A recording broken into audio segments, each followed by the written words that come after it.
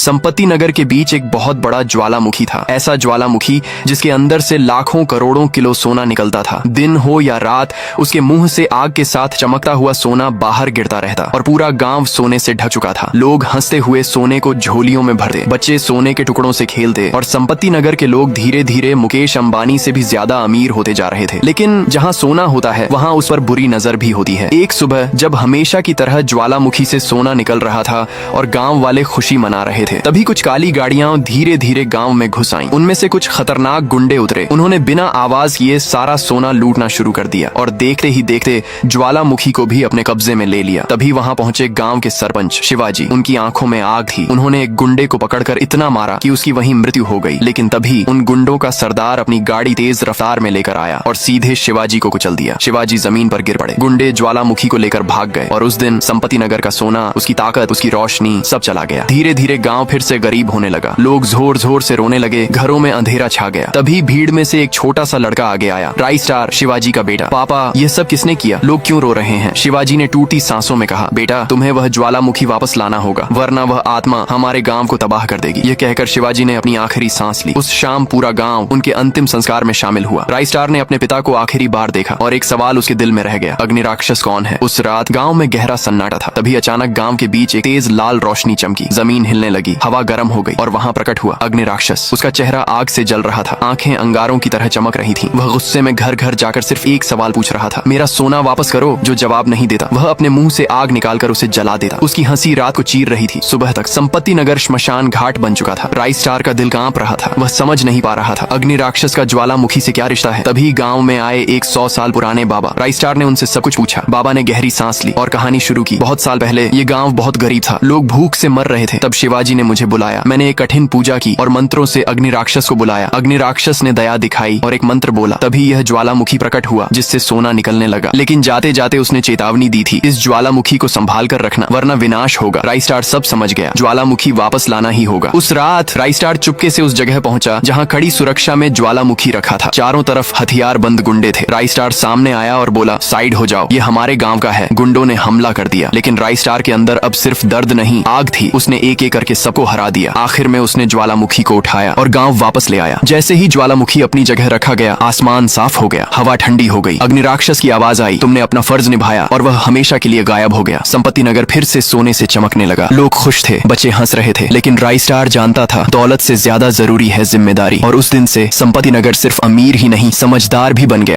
तुंग एक अजीब सा लड़का था। वह न तो देखने में खूबसूरत था और न ही पैसे वाला। उल्टा वह हर वक्त सिगरेट पीता रहता था और सड़क किनारे बैठकर सुबह से शाम तक भीख मांगता था। तुंग का पसंदीदा काम था दूसरों के खेतों में जाना और बंदर की तरह पेड़ पर चढ़ जाना, ऊपर पहुंचकर सारे फल तोड़ लेना और फिर जल्दी से भाग जाना। कई बार पेड़ के मालिक ने उसे पकड़ लिया और सुबह 9 बजे से रात 10 बजे तक पीटा, लेकिन तुंग फिर भी नहीं सुधरा। एक दिन तुंग एक कोने में खड़ा होकर सिगरेट पी रहा था। तभी उसकी नजर पास के एक खाली बगीचे पर पड़ी। वहाँ एक बहुत बड़ा पेड़ था जिस पर गुलाबी रंग के ढेर सारे पत्ते लगे थे। तुंग का मन उस पेड़ पर चढ़ने का हुआ। वह धीरे धीरे पेड़ के पास गया और बंदर की तरह चुपचाप उस पर चढ़ गया। ऊपर पहुंचकर वह बहुत खुश हुआ। लेकिन तभी उसकी नजर पेड़ के पास एक कोने में बैठे एक छोटे से पांडा पर पड़ी जो बहुत ही प्यारा था। तुंग उसे देख ही रहा था कि अचानक उस पांडा ने उसे पेड़ से धक्का दे दिया। तुंग सीधे नीचे गिरा और बेहोश हो गया। जब उसकी आंखें खुली तो वह एक बिल्कुल अलग ही जगह पर था। वहाँ चारों तरफ सोना, हीरे, महंगी गाड़ियाँ और बड़े बड़े खूबसूरत पेड़ थे। ये सब देखकर तुंग खुशी से पागल हो गया। वह पेड़ों पर चढ़ने लगा, नाचने लगा, गाने लगा और गाड़ियाँ भी चलाने लगा। वह दिन उसके लिए सबसे खास दिन था। उस रात वह उसी जगह के ख्यालों में खोया रहा। उस दिन के बाद से वह हर रोज वहाँ जाने लगा और मस्ती करने लगा। उसने सिगरेट पीना भी छोड़ दिया था